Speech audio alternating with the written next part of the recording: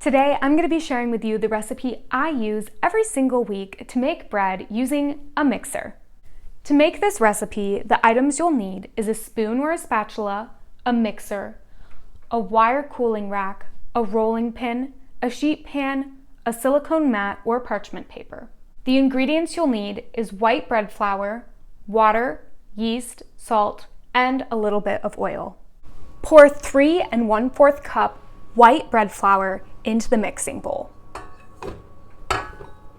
Then add 1 1/2 teaspoons of salt. Finally, add 2 1/4 teaspoon of yeast. Make a well using your spoon or your spatula.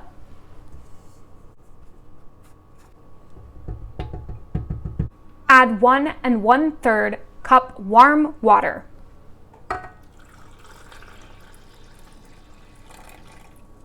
Then mix the ingredients together on low for 2 to 3 minutes.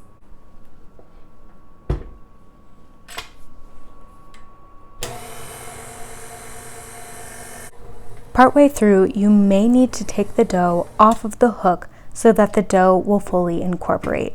Sometimes the wet dough will stick to the hook and the dry dough will be in the bowl.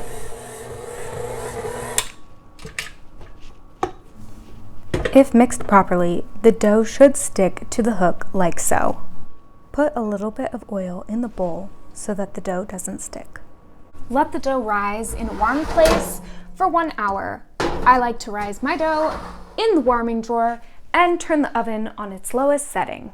It's about 1 hour later, and it looks like our dough has about doubled in size. Knead the dough on low for about 30 seconds. Divide the dough evenly into 2. Using a rolling pin, roll out the dough in a rectangular shape.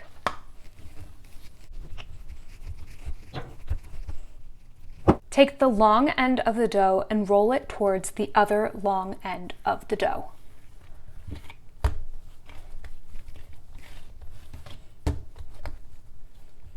Then I like to pinch the ends so you get that nice triangular look. Repeat these steps with the other half of the dough. Then let the dough rise for 30 to 40 minutes. Again, I like to do this in the proofing drawer and turn my oven on low heat. 30 minutes later and our bread has risen.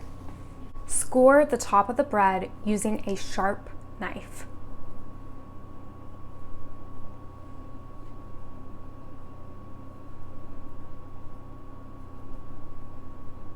Bake in the oven at 450 degrees for 15 to 20 minutes. The longer the bread is in the oven, the crispier it will be. Carefully move the bread from the sheet pan to the wire cooling rack. Allow the bread to cool.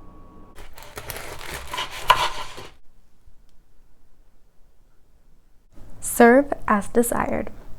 Hope to see you guys in the next one.